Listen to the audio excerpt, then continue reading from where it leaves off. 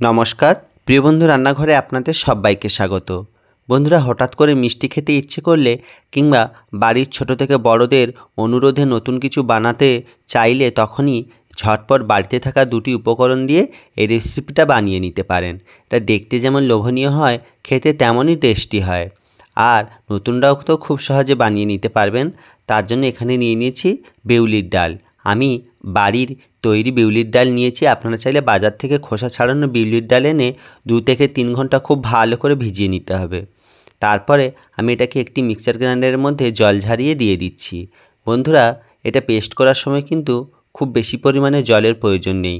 এটা যদি পাতলা হয় তাহলে কিন্তু এটা বানাতে খুবই অসুবিধা হবে। তাই জল ছাড়া পেস্টটা খুব সহজে তৈরি করে নিতে হবে। দেখুন, পেস্টের ঘনত্বটা ঠিক এই রকমই হবে। একদম বেশি পাতলাও নয়, আবার বেশি শক্তও নয়। দেখুন, ঠিক এই রকম। এবার এটাকে আমি একটি মিক্সিং বোলে ঢেলে নিচ্ছি।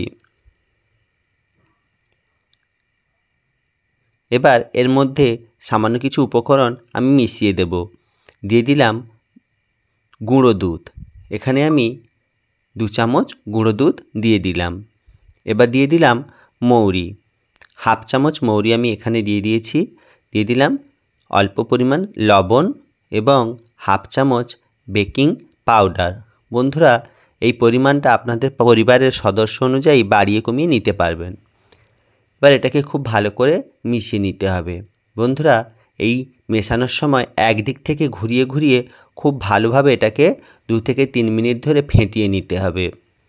তাহলে কিন্তু এই বড়াগুলো অনেক ভালোভাবে ফুলবে আর অনেকটা সুন্দর দেখতে লাগবে। দেখুন বন্ধুরা, আমি কিন্তু এটাকে 2 থেকে 3 মিনিট ধরে খুব ভালো করে ফেটিয়ে নিয়েছি। ফেটানোর সময় বুঝতে হবে যতক্ষণ না হালকা হয় ততক্ষণ এটা ফেটাতে হবে। এবার এই রসটা আমি তৈরি করে নেব। দিয়ে দিলাম এই বাটির 2 বাটি জল। এখানে কিন্তু রসের পরিমাণটা একটু বেশি লাগবে। এবং ওই একই বাটির 1 বাটি পরিমাণ দিয়ে দিলাম চিনি। এবার চিনিটাকে খুব ভালো করে জলের সঙ্গে মিশিয়ে নেব। বন্ধুরা, এখানে কিন্তু রসটা খুব গাঢ় করার প্রয়োজন নেই। চিনিটা মিশিয়ে নিয়ে 2 থেকে 3 মিনিট ফুটিয়ে নিলে কিন্তু রসটা প্রস্তুত হয়ে যাবে। এবার গন্ধের জন্য আমি এখানে দিয়ে দিলাম 3 থেকে 4টি ছোট এলাচ। এখনও পর্যন্ত যে সমস্ত বন্ধুরা আমার ভিডিওটা দেখছো, যদি তোমাদের ভালো লেগে থাকে অবশ্যই তোমাদের এই নতুন বন্ধুকে সাপোর্ট করো, ভিডিওটা লাইক কমেন্ট শেয়ার করো। এরকম নতুন নতুন ভিডিও পেতে আমার চ্যানেলটা সাবস্ক্রাইব করে অল নোটিফিকেশানটা অন করে দিও। দেখুন বন্ধুরা, রসটা কিন্তু আমার ফুটে একদম প্রস্তুত হয়ে গেছে। এবার এটাকে নামিয়ে আমি ঠান্ডা করে নিচ্ছি। আর রসটার রঙটাও অনেকটা চেঞ্জ হয়ে গিয়েছে। অপরদিকে একটি কড়াইতে সাদা তেল গরম করে নিয়েছি। এবার ছোট ছোট বড়ার আকৃতি করে আমি এগুলো দিয়ে দেব। বন্ধুরা, তেলটা কিন্তু খুব বেশি হাই হিট করা যাবে না, তাহলে কিন্তু খুব সহজে পুড়ে যাবে। মিডিয়াম হিটে গরম করে নিয়ে অল্প অল্প এইভাবে দিয়ে আমি নাড়িয়ে নিচ্ছি। বন্ধুরা, আপনারা যদি ডিপ ফ্রাই করেন তাহলে খুব ভালো হয় ডুবো তেলে। তবে এরকমভাবে আস্তে আস্তে দিয়ে এরকমভাবে নাড়িয়ে নিলে কিন্তু একদম বলের মতো গোল গোল হয়ে ফুলে উঠবে। দেখুন কত সুন্দরভাবে ফুলে উঠেছে। এইভাবে আমি ধাপে ধাপে সমস্ত বড়াগুলো ভেজে নেব। বড়াগুলোর কালারটা কত সুন্দর গোল্ডেন ব্রাউন এসে গেছে। এরকম অবস্থায় এটাকে আমি তুলে নিচ্ছি।